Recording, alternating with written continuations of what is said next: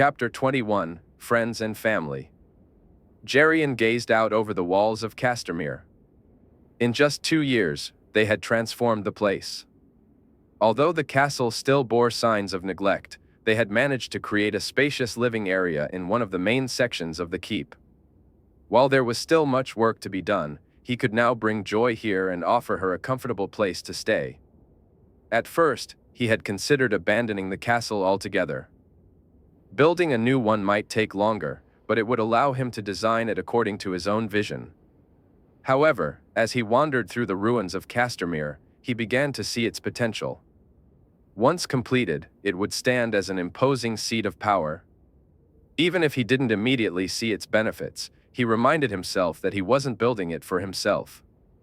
"My lord, a raven for you," Moston, his squire, said as he handed over the scroll. "Thanks, lad. Why don't you go get the horses ready? We'll take a ride over to the mines and have lunch there today." Gerion smiled at the young boy. "Of course, my lord. I'll see to it at once." Once Moston left, Gerion turned his attention to the raven and shrugged. He broke the seal with little care, the crowned stag emblem only serving to irritate him. He began to read the message from the king. Ever since he had been named Lord of Castermere, he had occasionally received ravens from the crown inviting him to feasts in King's Landing. Fortunately, his busy schedule had allowed him to ignore most of them. "Lord Gerion, His Grace invites you to the tourney of King's Landing in 293 AC, in recognition of the 10-year anniversary of His Grace's victory over the dragons. We shall be pleased to accept you and your retinue, and His Grace bids you come and enjoy the festivities. Jon Arryn, Hand of the King." Gerion crumpled the scroll and tossed it off the battlements, smiling as he watched it flutter away in the wind.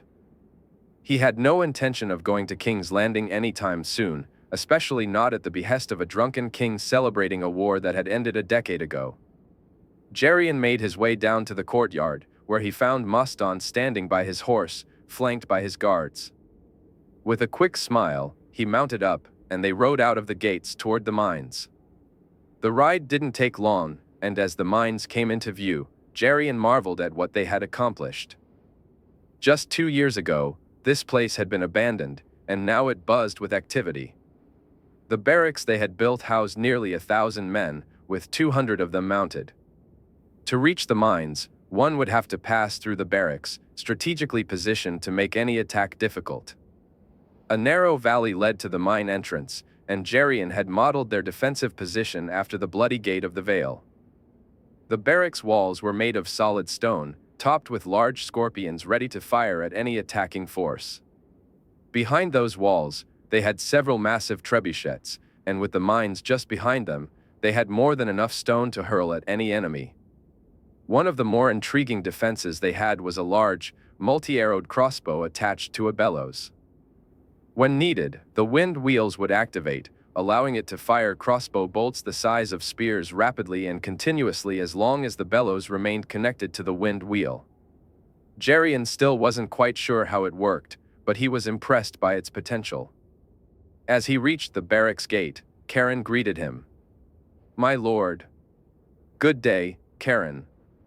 How fare you?" Gerion replied. "I'm well, my lord." "We didn't expect you today," the tall blond man said, concern creeping into his voice. "Don't worry, my friend. It's just a passing fancy, nothing more. Is Davin around?" Gerion smiled reassuringly. My lord. He's in his office. Shall I send for him?" No need. Just let him know I passed through. I'll speak with him on my return." Davin had been appointed head of the mine forces shortly after Gerion's return from King's Landing. The boy had changed drastically. Once carefree, he had returned serious and focused. Gerion felt a mix of pride and concern as he thought of Davin's transformation. Gerion understood the reason behind Davin's eagerness. Though he had never discussed it with him, when Gerion offered Davin the chance to become captain of his guards, the young man had leaped at the opportunity. His father was pleased to see his son take on such responsibility, and Gerion had no doubts about Davin's suitability for the role. As they rode past the lake on their way to the mines, Gerion observed the village that had transformed from a simple resting place for mine workers into a thriving small town in just 2 years. It now boasted stores, a couple of taverns, a small sept, and even a play area for children. Remarkably, the town featured a rather large brothel that likely outperformed the one in Lannisport, truth be told. Despite the workers being well paid, Gerion insisted on providing food and supplies for their families at cost. He owned the tavern, and while he didn't pay much attention to the brothel, he ensured it was clean and that the girls were treated well. For a man who had never sought responsibility, he found himself enjoying it more than he expected. It felt liberating to have so many people relying on him. "All right, lads, this will do," Gerion announced as he dismounted his horse and continued on foot. "Do you want us to go with you, my lord?" Moston asked. "No, lad. Have the boys set up. We'll have luncheon here. I just want to have a word with Dax and see how things are going." Every time he entered the mines, Gerion felt a sense of wonder. What they had accomplished was incredible. The veins they had discovered exceeded their wildest dreams. With the addition of wind wheels, the tunnels were well ventilated, and the tools operated more efficiently, allowing them to dig deeper and faster than they had ever thought possible. "Milord," Dax greeted him as he approached. "Dax, how fares you?" Gerion asked. "I'm well, milord. Do you need anything?" "No, I just thought I'd take a look around and see how things are." "They're good, milord. We found a new vein the other day, a large one. It'll keep us busy for moons." "Very good. How about you and the lads? Do you have everything you need?" We're fine, milord. Thanks for asking. The lads are doing well." "Well, don't let me keep you, Dax. Just don't work the lads too hard, all right?" Gerion smiled as the other man chuckled. "No fear of that, milord. You won't let us." Gerion nodded and made his way back to the entrance. He planned to speak to Davin on his way back to the castle. If everything was in order, he might consider returning to Casterly Rock for a while. He missed everyone there and hadn't seen Joy in a couple of moons. His girl was growing fast, and he wondered if it was time to move her to Castermere or if it was too soon. Jenna watched her 2 boys swinging their swords. Tywin had improved remarkably, while Walder, though not the strongest, had taken some lessons from Jon. He was using his quickness and agility to frustrate his older brother. Off to the left, Martin and Willem watched intently, no doubt eager to face the winner, while Loras looked on with mild boredom. Jenna noticed Jon, his gaze focused intently on her boys. Over the years, she had grown quite fond of the young lad. He had a way of winning people over, much like he had with her niece. When she observed how he interacted with Joy, she began to realize that Tyrion had been right about him. He didn't act out of a desire for favor, he simply did what was right. It had stunned a little to see his expression when she started Joy on her lessons and began spending more time with the little girl. But Jon quickly recognized the benefits. While his attention was helping Joy come out of her shell, she still needed to learn what it meant to be a lady, and Jon couldn't teach her that. "Wait, Tywin. Walder, stop." Jon called out, forcing Jenna to pay closer attention to the yard. "What do you think you're doing? You're brothers. Brothers don't act that way," she heard him chastise her sons. Jenna wondered what had happened. She had been distracted for just a moment, and clearly, something had occurred. Turning to Alessia, who was standing with Joy to her left, she asked, "What happened?" Walder spun and landed a hit on Tywin, and he got angry, "My lady." He began to swing his sword, not to spar, but to hurt Walder, Alessia replied. Jenna felt a surge of anger rising within her. She was about to go down and give Tywin a piece of her mind when she heard Joy laughing. "Tywin's in trouble," the little girl said, looking down at Tywin, who stood nervously facing Jon, who had his sword drawn. Jenna couldn't help but smirk. Jon had a unique way of punishing her boys when they stepped out of line, and it worked better than any method she had ever come up with. They idolized him, she knew that well. They mimicked him, and his lessons were the ones they truly looked forward to. So when they disappointed him, they felt it more keenly. "Ready, Tyon?" Jon asked. "I'm sorry, Jon. I lost my temper." "I'll apologize to Walder, it won't happen again," Tyon said, his voice tinged with regret. "Fine. Go say sorry to your brother. Then you and Walder switch and take on Martin and Willem," Jon instructed as Tyon turned to head toward Walder. "And Tyon, remember, they're your family too. Keep it friendly." "I will." "Sorry, Jon," Tyon replied. Jenna nodded down at him when he looked her way, and then she, Joy, and Alessia headed back inside. She had work to do, and Joy had her embroidery, much to the little girl's annoyance, as she made clear. "No, Auntie. I don't like it," Joy protested when she realized where they were heading. "Joy, you must take your lessons. When they're finished, I'll allow you to ride apples," Jenna assured her. "With Jon and Ghost?" the girl asked excitedly. "I'm sure Jon will join you," Jenna replied. "All right, Auntie," Joy said, and Jenna gave the little girl a kiss before Alessia took her to her lesson. Just like her boys, Joy was easy to guide into doing what was wished of her. Jenna knew just how to win Joy over. A promise of time with Jon was all it took to make the girl more agreeable. After all, Jon had brought her a small pony named Apples, and Joy adored it. Despite Jenna's worries about letting her ride at such a young age, Jon had reassured her that Joy was ready.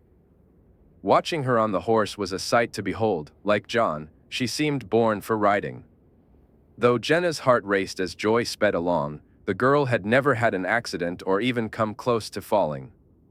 With a sigh, Jenna made her way down to her nephew's office. If only her two boys were as easy to manage, she thought. Despite her best efforts, she found it frustratingly difficult to marry off either of her reticent nephews. Jaime showed no interest in the ladies she tried to set him up with. He met them, charmed them, but never followed through. Tyrion was a different story, and it pained her to admit that he was right. No lord would agree to marry off one of their daughters to a dwarf. She knocked on the door and entered, finding Tyrion and Jaime laughing and joking in a way that hardly suited the lords of Casterly Rock. A smile tugged at her lips at their enthusiasm. The two had grown closer than ever in recent years, true brothers at last. With herself and her own brothers, their family felt more united than it had under Tywin. "Aunt, what brings you to our domain?" Tyrion joked. "Domain? Really, nephew?" Jenna raised an eyebrow. "Aye, impressive, is it not?" Tyrion gestured grandly over the desk. "Yes, more than impressive," she replied dismissively, taking her seat. "Anyway, I'm here on important business." She looked from one to the other. "I want us to go to the tourney in King's Landing." "Why would we do that?" Jaime asked. "I think it's about time we made our presence felt in the realm. I'm sure both your squires would love to test their skills." "Jousting skills that they work so hard on," she said, watching as Jaime considered her suggestion. He glanced at Tyrion, who simply shrugged. Jenna understood that a visit to King's Landing held no appeal for him. Despite her repeated invitations and the countless ravens sent by his sister, he remained steadfast, unwilling to leave the rock. He hadn't ventured beyond the West in 4 years. "Fine, I'll consider it, Aunt." "Who would go?" Jaime finally asked, and Jenna let out a sigh of relief. "I think we all should." "Even me?" Tyrion asked, his voice tinged with eagerness. "Yes, nephew, even you. Ser Adam can step in as Castellan while we're away, and Gerion will place Davin in charge of Castermere. Kevin will no doubt allow Harrys to take over his duties." "What about the children?" Jamie inquired. We can take them with us. Surely there's enough room on those monstrosities you've built? You mean for us to sail? Tyrion asked, his eyebrows raised in surprise. It would be quicker and more comfortable, Jamie replied. Very well, Aunt. I'll give you an answer later, but I think it's a good idea, Jamie said. Good. Now, would you two actually do some work? No, they both replied in unison, prompting laughter all around. Jenna shook her head and stood up to leave. It had been years since she'd set foot in King's Landing, and the thought had just struck her. She knew her sons would love to see a tourney, and despite her reluctance to travel on those enormous ships that Tyrion had commissioned Kevin to build, she remembered how fast they sailed. A journey that would take moons by land could be completed in just a couple of nights. She pondered which ladies might be present at this tourney. Jon was still enjoying the thrill of riding Winter.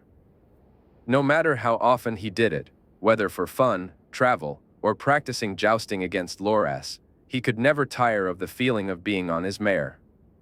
In recent years, he had received the added bonus of Ghost had grown large enough to run alongside them, and while Winter was faster than any horse Jon had seen, Ghost managed to keep up. The White Wolf was incredible. He had outgrown most hounds and dogs over a year ago, and when he reached the size of a full-grown wolf, Jon thought that would be it. But Ghost just kept growing, nearly the size of a small horse. When Joy rode Apples, she wouldn't even need to bend down to pat Ghost's head if he was beside her, which he was at that moment. Ghost, faster. Joy laughed as she and Apples sped up, the wolf running close beside them. Careful, Joy. Jon shouted after her. Come on, Jon. Catch me. She shrieked, urging him to push on. He heard Allers and Jors laughing behind him, while Loras snorted. Jon kicked Winter into gear and raced after the excited little girl. A few moments later, he caught up with her and couldn't help but smile at the look on her face. They slowed down near some trees and a small stream, waiting for the others to catch up. After dismounting, Jon carefully lifted Joy off Apples and let Jors lead the horse to drink. He took his pack off Winter to make sure Joy had her midday meal. Getting her to eat without distractions had always been a challenge. If she saw someone else eating, she suddenly became hungry. Come on, Joy, time for pie, he said, watching her eyes dart to the spread he was laying out. No, Jon. No pie. She protested, shaking her head. Jon pulled out the peach pie he had made earlier, and her eyes lit up. He placed it close beside him and set some meat and cooked vegetables on a plate for Joy. No, Jon. Pie. She insisted, crossing her arms and shaking her head defiantly. Joy, you need to eat some of this first. Then I'll give you some pie, I promise. Promise? Princess, I promise. Jon smiled as he watched Joy dig into the meat and vegetables he had prepared. He set out more food for Allers, Jors, and for Franklin and Garth, Loras's guards, who had already helped themselves as soon as they sat down. Once Joy finished her meal, he poured her some milk into a cup. She gulped it down quickly and let out a loud belch, much to everyone's amusement. Pie, Jon, Joy said determinedly. All right, Princess, he replied, handing her a piece. She devoured it, covering herself in crumbs and bits of peach. Joy made a mess, she said, laughing. Jon reached over to grab something to clean her up, but just then, a flash of white darted past his eye. No, Ghost, stop. Joy exclaimed, still laughing as the white wolf licked the peach and crumbs from her face and clothes. That's one way to keep her clean, Loras joked. Jon shook his head and tried to shoo the wolf away. Ghost looked at him, head cocked, before something else caught his attention, and in an instant, he was on the remaining pie. Joy continued to laugh, and Jon found himself joining in as he attempted to discipline the wolf. Bad Ghost, he said, reaching over, only to be met with a look from Ghost that seemed to say, I'm not sorry at all. You did bring 2 of those, right? Loras asked, giggling. But I didn't think I'd need one this quickly. They lingered under the trees for a while, with Joy happily chasing Ghost, always close enough to try to catch him, but never quite succeeding. Eventually, they mounted back up and headed toward the rock.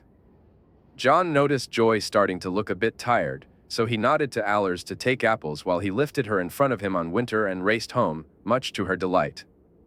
The rest of the day flew by once they arrived back at the rock. After their lessons, he and Loras engaged in a spar, the excitement of the day still fresh in their minds. Jon had spent the earlier part of the day mainly teaching the younger boys. Loras had improved significantly since he arrived 2 years ago. After realizing he couldn't beat Jon, he had asked for advice, and both he and Jaime were eager to help him. Although Loras still wasn't quite as skilled as Jon felt there weren't many better than him around. That night, Jon read Joy her story, bid Loras good night, and headed to his rooms earlier than usual, feeling a bit more tired than normal. Ghost hadn't returned from his hunt. He often prowled in the nearby woods in the evenings, slipping back in whenever he pleased. So, Jon curled up in bed and fell asleep shortly after his head hit the pillow. In his dream, the woods were dark, and the sounds around him were amplified. He moved silently toward his prey, his eyes catching every detail. The marks and trails were as clear to him as roads on a map. The hooting of an owl was louder and more intense than it should have been, and the snapping of a branch echoed like the slamming of a door. Yet, he made no sound. As he reached the clearing, he spotted a small deer, blissfully unaware of his presence. He moved with a swiftness that defied his size, and within moments, he was upon his prey. The deer struggled, but it was over quickly, the warmth of the blood pooling in his mouth. Jon woke with a start, the taste in his mouth coppery and fluid. He leaned over and quickly rinsed it away with water from the jug on his small table. Glancing down, he saw Ghost lying on the floor, asleep, his fur streaked with red. These dreams had been occurring more frequently, and Jon had tried to find information about them in the library, but so far, he hadn't had any luck. Sometimes he dreamt of different things: a tower in the desert, a woman crying, a man on a horse clad in black armor, or a disheveled man shouting, "Burn them all." In some dreams, he saw faces, but they remained elusive, just out of reach. Jon often heard whispers in his dreams. Some were shapes, while others were just voices. The phrases, "promise me," and "ice and fire," echoed in his mind more frequently. He worried that he was losing his grip on reality. Sometimes he would see things that weren't there, and he'd drift off during tasks, only to return with ideas that felt foreign. Rising from bed, he dressed quickly and noticed that Ghost had woken up. He took the wolf to the baths for a wash. Whatever these dreams meant, he would contemplate later. He had work to do and a morning spar with Jaime awaited. The past 2 years had been some of the best of Loras's life. Training under Jaime had greatly improved his skills, and sparring daily with both Jaime and Jon had allowed him to refine his swordsmanship. He had time to work through his mistakes, especially with Jon's guidance, which helped him see the flaws he often fell victim to. Jon was undeniably the better swordsman, and Loras felt grateful for the opportunity to spar with him. When they faced off with regular sparring swords, Loras could hold his own, managing to land a few hits and come close to winning at times. However, when Jon wielded the small, thin sword, it was a different story entirely. Loras had tried using it himself but found it difficult. He felt clumsy and awkward, while Jon moved with an artist's grace, his speed too much for Loras to counter. Thankfully, their justs were much more evenly matched. Although Jon was the superior horseman, Loras excelled with the lance, and they shared victories there. It boosted Loras's confidence to know he was equal to his friend in some areas. Over the past 2 years, they had become the closest of friends. Loras felt he could share anything with Jon, and they always seemed to lift each other's spirits when one was feeling down. He couldn't thank his grandmother enough for sending him here. "Loras, grandmother wishes to see you," Marjorie said, breaking his thoughts. "What about Marge?" he asked, curious. I think she wants to discuss your squiring. So who in King's Landing? Who am I to squire for? Loras asked, a hint of confusion in his voice. Not King's Landing, Casterly Rock, Marjorie replied. Grandmother intends for you to squire for Lord Jaime. But Jon's Lord Jaime's squire. Is he all right? Has something happened? Loras pressed, concern creeping into his tone. No, he's fine. I think grandmother intends for you to squire alongside Jon. Loras looked at her, puzzled. 2 squires wasn't unheard of, but he hadn't heard that Lord Jaime was looking for another one. The thought thrilled him. To learn from Jaime Lannister would be incredible. Squiring alongside Jon only made it better. They got along well, and he was sure they would become good friends. He followed Marjorie down to the garden, where their grandmother was speaking with his father.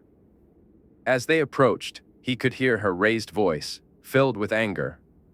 When they arrived, it was clear that a decision had been made. Within 2 moons, Loras stood in the courtyard of Casterly Rock, welcomed by both Jaime and Jon. From the very first day, he knew this was the best thing that had ever happened to him. With Jon, there was no pretense, no need to uphold the Tyrell name. He was simply Loras, and Jon was just Jon. As he made his way to break his fast, Loras recalled the news they had received. They would all be heading to King's Landing for the King's tourney in a couple of moons. Excitement bubbled within him, not just for himself but for Jon, who had missed the last tourney in Highgarden due to illness. Loras loved competing in the events. He had even ridden against the knight last time and was unfortunate enough to fall. Although his father hadn't had a squire's duel, much to his annoyance, the king would certainly have one, and he looked forward to facing Jon in competition. Morning, my lord, Alessia greeted him, her cheeks turning pink as he smiled back. Morning, Alessia. I see Jon and Joy are up early again, he said, nodding toward the table where they were both eating and feeding Ghost. They are, my lord.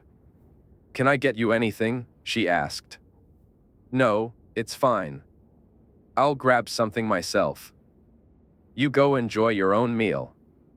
Loras smiled at the girl as he grabbed a plate, noticing the white wool fixated on the extra bacon he had just placed on it. He walked over to the table and took a seat, nodding at Jon, who was busy trying to keep his last sausage from Joy's eager grasp. The little girl was clearly intent on feeding more to the wolf. Jon, give me that. Ghost is hungry, Joy said, her eyes wide with excitement. Ghost has had enough, haven't you, boy? Jon replied, glancing at the wolf. Ghost shook his head, which made Loras chuckle. Oh look, Joy, Loras has brought plenty of food for Ghost, Jon teased, smirking at Loras before shifting Joy closer to his plate. Loras shook his head, a smile creeping onto his face. He had indeed brought extra bacon, and Joy's pleading look was always impossible to resist. He watched as she eagerly grabbed a slice of bacon and dropped it into Ghost's waiting mouth. Say thank you to Loras, Joy, Jon prompted. Thank you, Loras. Joy beamed before reaching for more bacon. They continued their breakfast in this manner for a while, until Jon eventually picked up Joy to take her to her lesson. Loras headed down to prepare his horse for their jousting practice. They had planned to hone their skills in both jousting and sparring, with an hour of riding against each other, focusing on hitting their shields without unseating one another, followed by an intense hour of full sparring. Their other lessons would come later that morning. Once mounted, Loras lined up for the tilt, with Jon already positioned at the other end. After a moment, they charged forward, but Loras aimed his lance at Jon's shield only to miss completely. Jon's strike landed squarely, and Loras turned to ride back to start again. This pattern continued. Loras missed his target while Jon successfully hit his. By the end of their jousting session, they had ridden against each other 7 times. Loras managed only 1 hit while Jon landed all his. Frustration simmered within him as they put their horses away and prepared for the sparring session. He knew he would struggle, especially when he saw Jon pick up his slender sword, a clear indication of the challenge that lay ahead. Loras felt a wave of frustration wash over him. The sparring session had unfolded just as he expected, with Jon demonstrating how much quicker and more precise his strikes were with the small sword. "Better luck next time, Loras," Jon said with a smile. "You just had an off day today."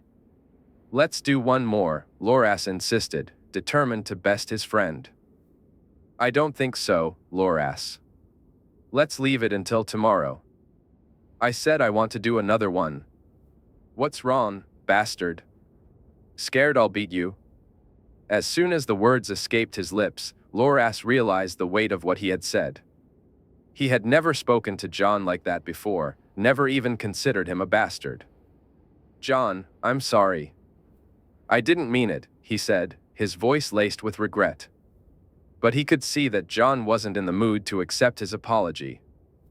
He watched helplessly as Jon walked away, sure he saw tears glimmering in his friend's eyes. For the first time, Loras felt a deep sense of shame. He tried to follow after Jon, but Ghost suddenly appeared, snarling silently. The wolf bared its teeth, and Loras froze in place, fear gripping him. After a moment, Ghost dashed after Jon, glancing back at Loras as if to warn him not to follow. Jaime had noticed Jon's absence from training over the last 2 mornings, with Jon claiming he felt ill. Jaime asked Crelin to check on him, only to find that the maester could find nothing wrong. Perhaps Jon was just tired. Even Joy's visit had seemed to do little for Jon. According to Jenna, he had gone through the motions, pretending to be happy for her sake. When Jaime spoke to Tyrion to see if anything was amiss, it was Loras who finally revealed the truth behind Jon's sudden reluctance to participate in anything. The boy wasn't sick, he was upset. Jaime's first instinct upon hearing Loras's explanation was to send Jon back to Highgarden. "You said what?" Jaime asked, incredulous. "I'm sorry, my lord. I don't know why I said it, it just came out." "It just slipped out, did it? You called your friend a bastard just because he beat you, and now you claim it was an accident?" "My lord, I didn't mean it. I swear. I would never. I never thought of Jon like that. I was just mad about losing, and I didn't think." "You're damn right you didn't. You hurt your friend because you were jealous. Damn it, Loras, just go to your room. I'll deal with you later." "But, if I could just talk to him." "Talk? After what you said? I think talking is the last thing I'll allow you to do." Jaime knew he had been harsh with Loras, but he also understood how Jon would feel. It was bad enough for strangers to think of him as a bastard. Jaime and his family had worked hard to help Jon ignore those opinions.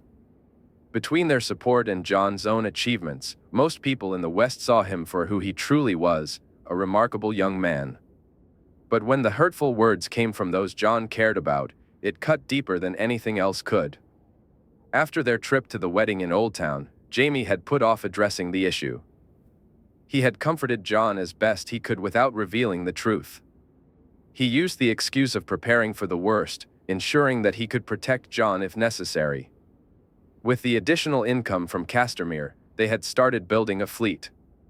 Although it wouldn't be fully ready for years, the fleet he had now was impressive, comprised of older ships they had purchased, new ones built by both their own people and the Mandalese, and 4 of Jon's innovative designs. He knew these ships would be formidable, even if Robert managed to gather all the fleets in the realm. The army his father had built was still intact and, if anything, more prepared than any other force in Westeros. If the need arose, Jaime could probably take the capital. Holding it would be another challenge, but crowning Jon and defeating Robert, then calling for a council, could perhaps change everything. It wouldn't be ideal, but it was possible. Jaime knew he'd prefer more time, yet he had to face the truth. With a heavy sigh, he realized it was time to tell Jon everything. He hoped the boy would take the news well. Jaime rose from his desk and approached the false wall his father had built in the solar. He retrieved the chest and closed the door behind him, then called for his guards. "Gareth, Jarvis, can you come in here for a moment, please?" "My lord, do you need something?" Gareth asked as he entered. I need you to carry this to Jon's room and wait for me. I'll be there shortly." "Very well, my lord," Gareth replied. He and Jarvis lifted the chest and headed down the corridor. Jaime quickly filled a glass with wine and gulped it down in one go to steady himself. Then he left to speak with Jon. When he arrived, he knocked gently and found Jon lying in bed, awake but facing the wall, with Ghost curled up beside him. Jaime signaled for his guards to bring in the box and set it down on the floor next to the bed. "That's fine, lads. I want you to call Allers and Jors and position them at either end of the corridor. No one is allowed to come this way until I say otherwise. You're to stand with them, understood?" "Aye, my lord," Jarvis replied, looking a bit confused. "That means no one at all, not even Tyrion. You got that?" "Aye, my lord." Gareth nodded, and the two guards left to carry out their orders. Once they were gone, Jaime turned to see Jon watching him intently. "Jon, I need you to do something for me." "What is it, my lord?" Jon asked. "I need you to have Ghost guard the door. No one can come in, Jon. No one." "Why, my lord?" Jon's expression shifted to worry. "I need you to trust me on this, Jon." Jon nodded, glancing at Ghost, who immediately stood up. Each time Jon saw the wolf, it seemed to grow larger. Right now, it was towering over him. Jaime's hip felt heavy, and he realized it was far larger than any wolf he had ever encountered. He watched as Jon and Ghost shared a silent conversation, their connection intriguing him. After a moment, Ghost moved toward the door. Jaime stood up, opened it, and watched as the wolf stepped outside and took up his position. He locked the door behind him and walked over to pull a chair, settling down beside the bed. "What's going on, my lord?" Jon asked, sitting up and facing him. "I heard what happened with Loras," Jaime said, noticing how Jon stiffened at the mention of the name. "It was nothing, my lord." "No, Jon, it wasn't nothing. I know he hurt you. He didn't mean to, but he hurt you all the same." It doesn't matter," Jon replied, his lip trembling. "It does, Jon. It's my fault. I wanted to tell you earlier, but we had to be ready. I couldn't risk it." "Risk what, my lord?" "That the truth would get out, that people would know who you really are." He took a deep breath as Jon looked at him, confusion etched on his face. It was now or never. "Jon, you're not a bastard," Jaime said, allowing the words to hang in the air. "Your father is not Ned Stark." "What? You're lying." "Of course, he's my father." "Why are you lying to me?" Jon's voice rose in anger. "Jon, please, I need you to listen. What I'm telling you is the truth, I swear it." No, it can't be. You're lying to me." "I don't understand. Why would you?" Why would you?" Tears streamed down Jon's face. In a sudden rush, Jaime jumped from his seat and grabbed Jon, who struggled against him. Jaime held him tightly, feeling his own eyes begin to water. Jon pushed against him, trying to break free as his sobs grew louder. Suddenly, they heard scratching at the door. Ghost was trying to get inside. Then came the sound of the wolf banging against the door. "Jon, please, I can explain." "You need to calm Ghost down," Jaime said urgently, looking into Jon's distraught eyes. It took a few moments, but finally, Jon began to settle, the weight of the revelation hanging heavy between them. The wolf at the door paused, its body pressing against the wood, and Jaime could see the strain from where he sat beside Jon on the bed. He knew that if he didn't act soon, Ghost would break through. Taking a deep breath, he rose from the bed and walked to the door, unlocking it. As soon as he opened it, the wolf dashed past him and into the room. Jaime glanced down the corridor to see his two guards watching with concern. "It's all right, lads, everything's fine," he reassured them. "Are you sure, my lord?" Jarvis asked, still looking uneasy. I am." Jaime turned back and closed the door behind him, locking it once more.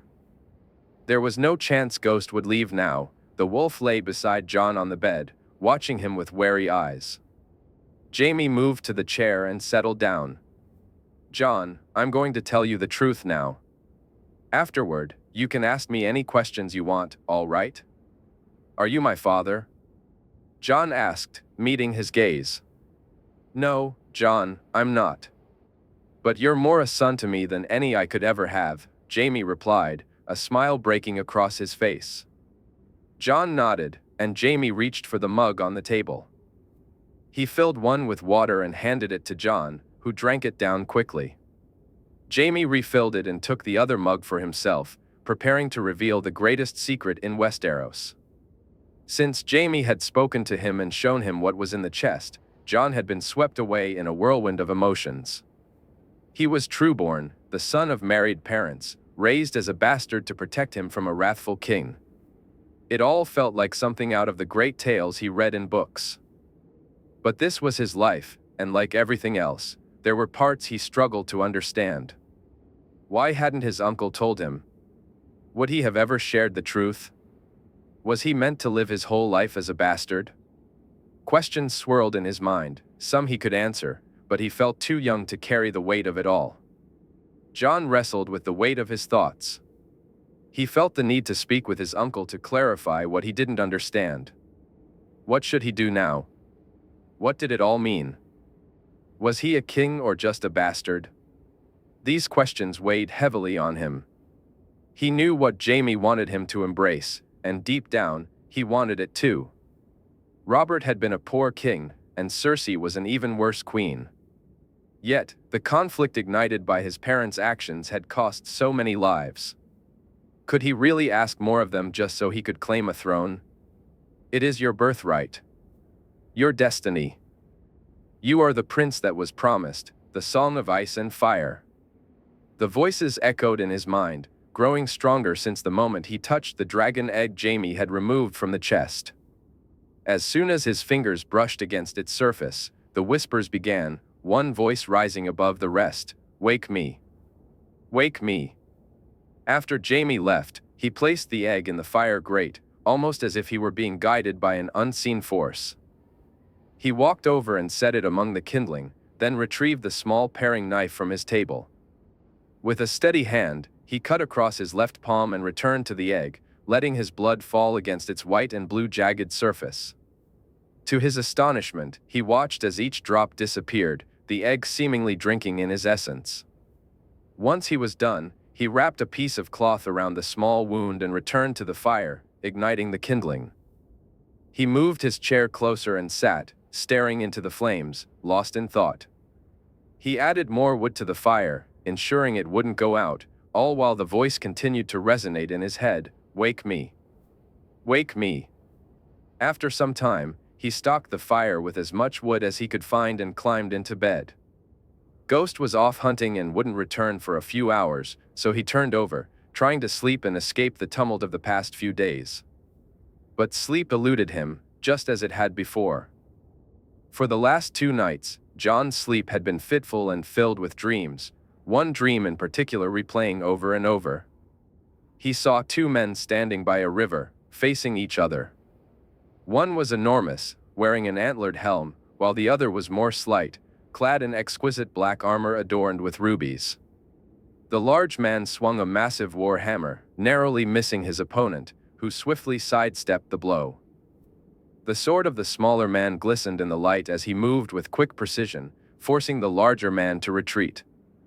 The clash continued, strength against speed, power against precision.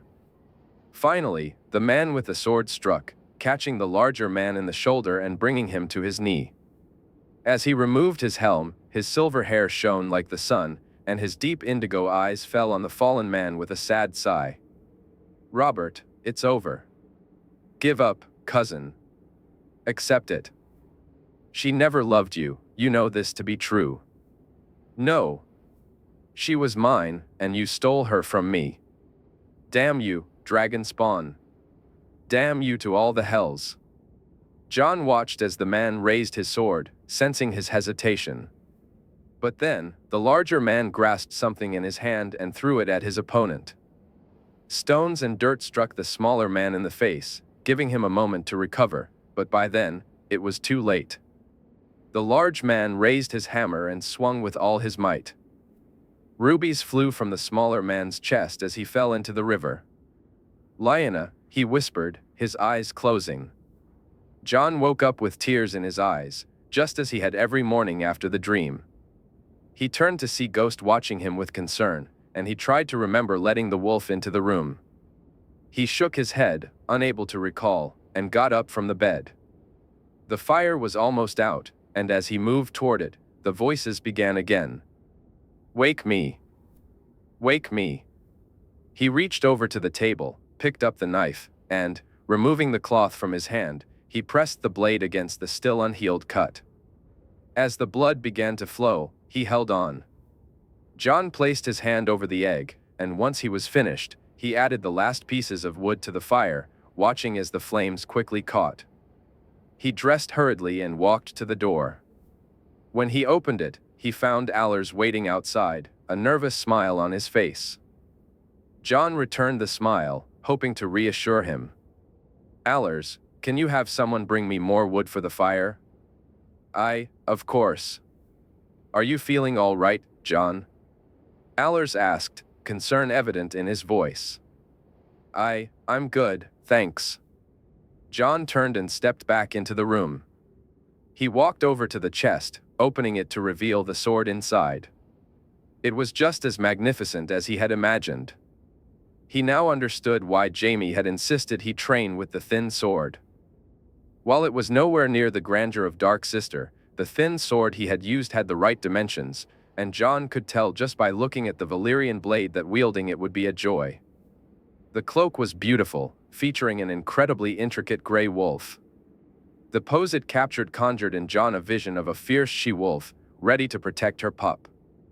As he touched the material, tears began to fall. He pulled the cloak close and held it tightly. His mother had worn this. It, along with Jon, was all that remained to prove she had lived, that she had existed. Everything else was just memories, and most of those felt like lies. He thought back to what Jaime had told him. It all began at the tourney of Harrenhal. I'm not certain of the why or how, I wasn't there at the time and only returned later. I know it had something to do with a bannerman of your grandfather's, a Lord Reed. But whatever it was, your mother took it upon herself to ride in the lists. The night of the Laughing Tree, she challenged and defeated 3 knights, demanding they teach their squires honor. Aerys ordered the knight to be punished when the lists began the next day, but your mother never showed up.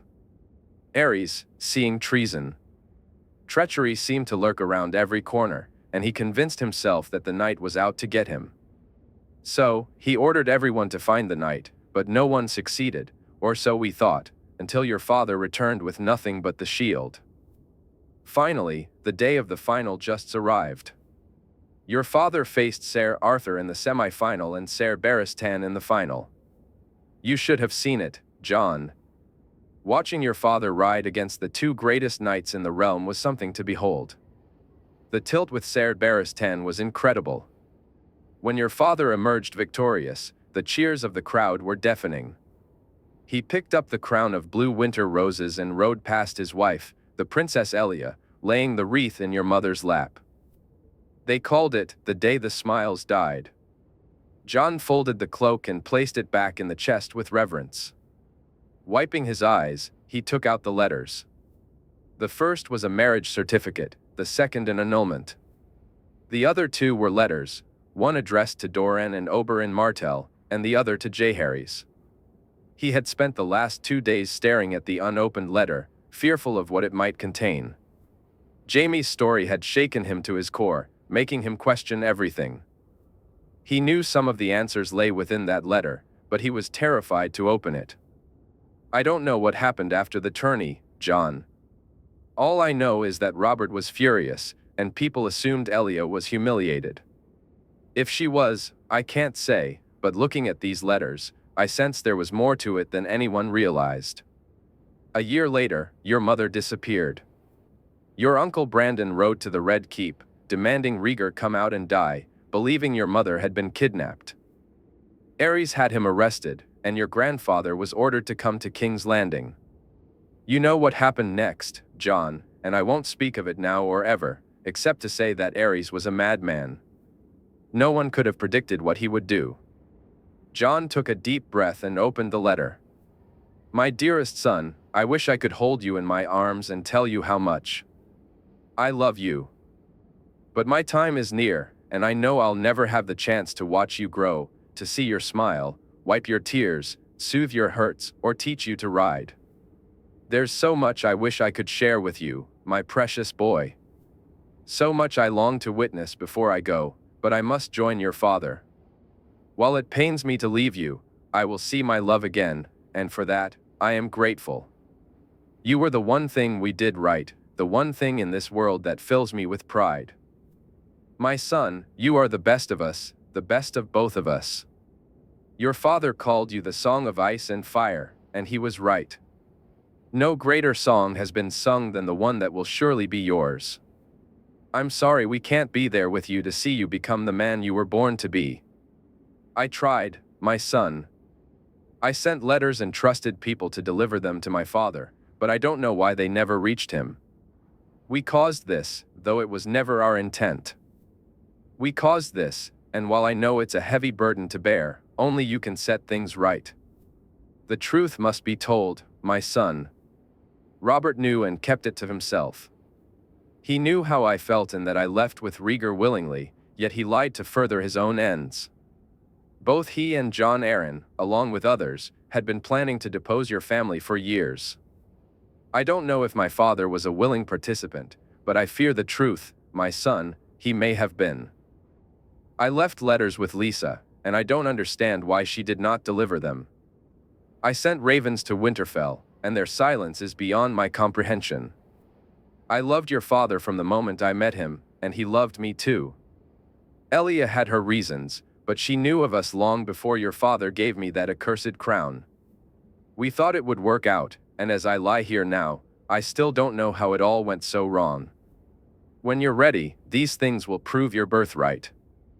Go see your great-uncle at the wall. Aemon is a good man and knows more than any of the burdens you now carry. You are the prince that.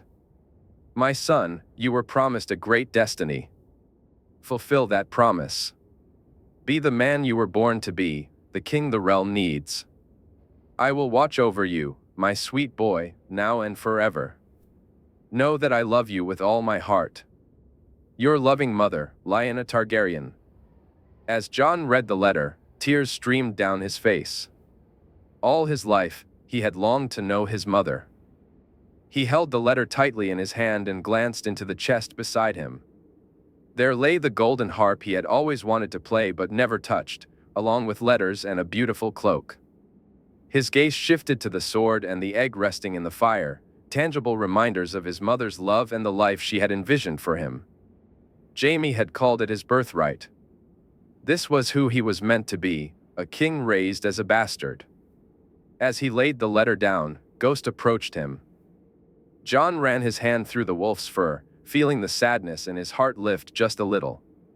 He stood up and walked toward the egg, Ghost following closely behind. He was both a wolf and a dragon, but from this moment on, he could no longer be a bastard. Jon understood that he was destined to be a king.